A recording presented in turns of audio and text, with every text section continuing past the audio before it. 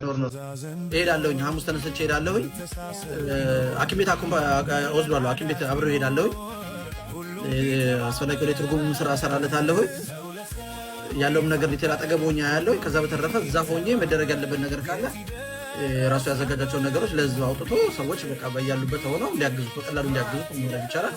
እዛ እናቱን ሄዶ ነገ እውነቱን ለማውራት ሰው ነው ሁላችንም ነገ አንኖርም ገብቶሻል ጊዜ ነው ያለነው እና ነገ እንኳን የሆነ ነገር ሰምቲንግ አፕን እንኳን ቢያደርግ እናቱ ጉጆ ውስጥ ነው ቢሆንም መልካም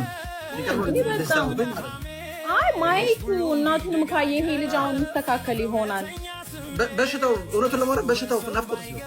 በልጅነቱ ነው ደግሞ አይ ቲንክ የወጣው አንድ አመት እናቱን የእድሜ ያክል ትንሽ ልጅ 21 አመት እናቱን አለማየት በጣም ከባድ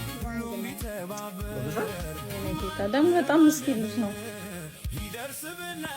ዮኪ እኔም ራሴ እኮ እውነቱን ለማውራት 3 ቀን አልሞላም ካለበት ጉዳይ መውጣት ይኖርብናል ብዬ አስባለሁ። ግዴታ ነው። እመቤቴ ማርያም ትቅረበው። በእውነት በጣም ያሳዝናል። በጣም የኔ ጌታ በእናት የሰው የሆነ ነገር አሁን በቅርቡ እንትን እያልን ነው ተፍ ብለን በሆነ በራሱ እንትን አውረንበት የሆነ ነገር እናደርግበት። የሰው ልጅ የሚኖረው በገንዘብ ነው። ስለዚህ ገንዘብ ያስፈልጋል ለመኖር የየዕለት አንድ አመት የሰው ልጅ። በምስሉ ላይ የምትመለከቱት ወጣት በቲክቶክ ስሙ ጃፋር ይባላል። የምኖረው ከኢትዮጵያ ውጪ ካልተሳሳትኩ ፈረንሳይ ሀገር ነው። ይህ ወጣት በቲክቶክ ገጹ ላይ አንድ ቪዲዮ አጋርቷል።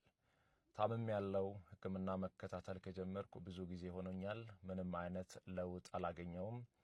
ወደ ሀገሬ ኢትዮጵያ እንድመለስ እርዳታችሁ ያስፈልገኛል የሚል ቪዲዮ ሰርቷል። ለዚህ ወንድማችን ወደ ኢትዮጵያ እንድመለስ ገንዘብ ከምናዋጣለት የተሻለ ሕክምና ያለበት ቦታ ሄዶ እንድታከም ብናግዘው የሚል ሐሳብ አለኝ። ወንድማችን ጃፋር የሚኖርበት ሀገር የምትኖሩ ኢትዮጵያውያንና ኤርትራውያን ወንድሞቻችን የጃፋር ወዳጆች ጓደኞቹ ይህንን ወንድማችንን የምናግዝበትን መንገድ ብታመቻቹልን የሚል ሐሳብ አለኝ።